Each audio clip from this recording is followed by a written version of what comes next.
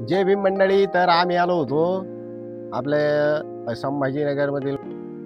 संभाजीनगरमधील university doctor Babasaheb Ambedkar विद्यापीठ याच्यामध्ये असलेली एक छोटीशी लेणी. छोटीशी म्हणजे खूप मोठी आहे आणि खूप बघण्यासारखी आहे. आणि इथं बघण्याचा आनंद आम्ही आता सध्या घेत आहोत. कधी योग जर भेटलं तर नक्की या लेणीला भेट द्या. लेणी म्हणजे इथं डॉक्टर बाबासाहेब आंबेडकरांच्या जुन्या आठवणी, तसेच गौतम बुद्धांचे वेगवेगळे पुतळे या ठिकाणी बसवलेले आहेत. ते तर आम्ही तुम्हाला दुसऱ्या ब्लॉकमध्ये दाखवणारच आहे. पण आता जोपर्यंत आम्ही इथपर्यंत फिरत आलो तर अक्षरशः घाम निघला. म्हणजे फार उंच चढत यावं लागतं इथं. आणि बघण्यासारखं म्हणजे फार जसं दुसरा स्वर्गच आहे जणू. इतकं सारं बघण्यासारखं आहे इथं. आणि एक वेळेस आपणही अवश्य अवश्य भेट द्या. शांत वातावरण, निसर्ग वातावरण. बरं, कट केला का? चालू केलं का? इथं असलेलं निसर्ग वातावरण आणि मन अगदी असं इथून निघून जावं वाटत नाही कत्ताई. इथंच थांबावं वाटतं. इथं असलेले प्राणी, इथं असलेली झाडं आणि ही हिरवागार डोंगराची असलेली झाडं, एकदम मनमोहक वातावरण असं आहे. एकदम सुंदर वातावरण आहे की जे आपल्याला बघतच राहावं वाटतं. इथून निघावं वाटत नाही माणसाला कत्ताई. असं आहे, आनंदमय क्षण आहे हा. इथं कधी कधी माणसाचं नशीबच लागतं यायला. नाही तर वेळ असून सुद्धा कोणी इथं लवकर येत नाही. त्याच्यामुळे तुम्हाला जर वेळ असेल तर नक्की आवर्जून एक वेळेस अवश्य भेट द्या. जय भीम. हा, चला. हा, नाही, ते पुढचा ब्लॉग घेऊन मग आपण हा हा कर स्टार्ट. तर चला मग फिरूया. आपण आपलं लेणी दाखवतो तुम्हाला. लेणी दाखवण्याचा प्रयत्न करतो. चला, करा करा. पुढे गेले की पुढं त्याच्यामध्ये ते मोठा होईल आहे ना.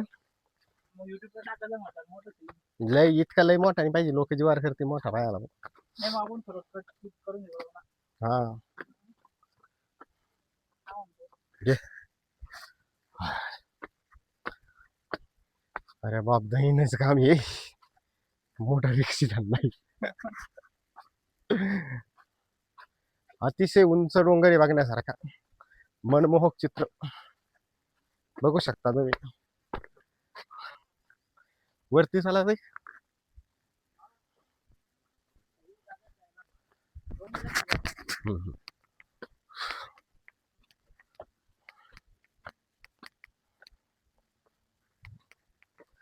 फोन धरता धरता तू तरी सटकू नको काठावरून म्हणजे झालं.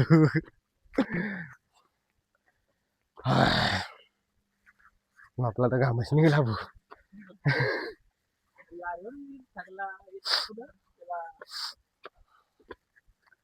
मला कोरोना झाल्यापासून आहे ना लय दम लागतो. कोण आहे टेकडीवर? हा, त्यो पूल का? तो तर दाखवणारच आहे मित्रांनो. बघ, त्याने येणार आहे ना आपण.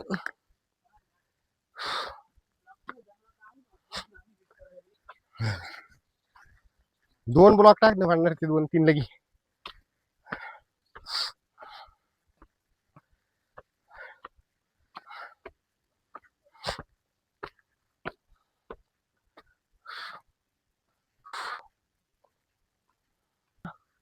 वरती सुद्धा दगडामध्ये कोरलेल्या कशा पद्धतीने हे लेणीचं नियोजन केलेलं आहे.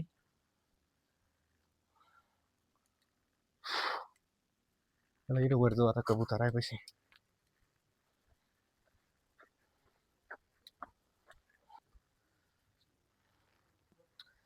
लेणी क्रमांक 5 या ठिकाणी गौतम बुद्धांची अत्यंत मनमोहक मूर्ती अशी या ठिकाणी बनवलेली आहे. ते सुद्धा दगडामध्ये कोरून. इतकी प्रचंड मेहनत प्राचीन काळी लोकांनी घेतलेली आहे. चला तर तुम्हाला अजून दाखवतो आम्ही नवीन नवीन काय आहे. बघा कशा पद्धतीनं हा रस्ता फोडून फोडून कोरून बनवलेला आहे की जो अगदी मनाला आनंद करून टाकतो बघताना.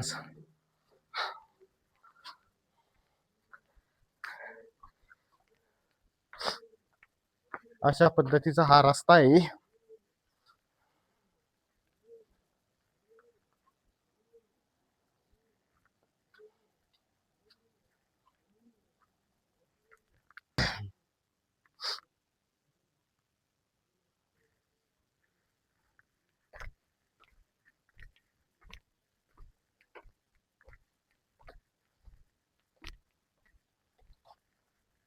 काय पण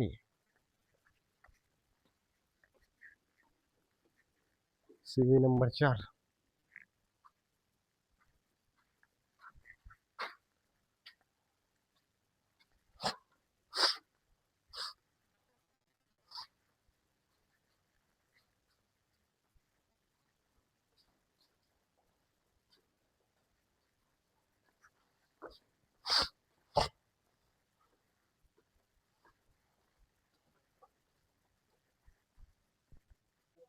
मित्रांनो, या लेणीमध्ये गौतम बुद्धांच्या अनेक प्रकारच्या मूर्त्या वेगवेगळ्या पद्धतीनं कोरलेल्या आहेत. तुम्ही बघू शकता किती मेहनत घेतलेली आहे मूर्त्या कोरण्यासाठी. हे बघा तुम्ही, कुठं बसलेल्या आहे तर कुठं उभ्या आहे. वेगळ्या वेगळ्या पद्धतीनं मूर्त्या अशा या ठिकाणी कोरलेल्या आहे. म्हणजे हे इथलं सोपं काम नाही. त्या काळात तर लोकांना खाया प्यायची पंचायत होती आणि लोकांनी एवढं मोठं काम करून ठेवलं की गौतम बुद्धाचा इतिहास या जगामध्ये कधीच कोणी पुसू शकत नाही. कितीक पिढ्या येतील आणि कितीक पिढ्या जातील, पण त्यांचा इतिहास पुसणं म्हणजे हे काही सोपं काम नाही आहे मित्रांनो. तुम्ही बघू शकता कशा पद्धतीनं मूर्त्या या ठिकाणी कोरलेल्या आहेत गौतम बुद्धांच्या, की ज्या अगदी मन आनंदी करून टाकतात की किती मेहनत या मूर्त्या कोरण्यासाठी घेतल्या असतील त्या लोकांनी. आपण बघू शकता काही छोट्या मूर्त्या आहेत तर काही मोठ्या आहेत. म्हणजे जिथं जागा मिळेल तिथं गौतम बुद्धांच्या मूर्त्या कोरण्याचा प्रयत्न या कलाकारांनी केलेला आहे. खरंच या कलाकारांना माझा सल्यूट आहे, कारण हे काम काही सोपं नाही आहे. आता इकडं पण बघू शकता तुम्ही किती मोठमोठ्या मूर्त्या कोरलेल्या आहे. वर पण बघा, आणि सगळ्या मूर्त्या गौतम बुद्धाच्याच आहे, बाकी कोणाच्याच मूर्त्या या ठिकाणी कोरलेल्या नाहीये. अख्खा जिथं दगड दिसेल त्या प्रत्येक दगडामध्ये गौतम बुद्धांच्याच मूर्त्या कोरण्याचा प्रयत्न केलेला आहे.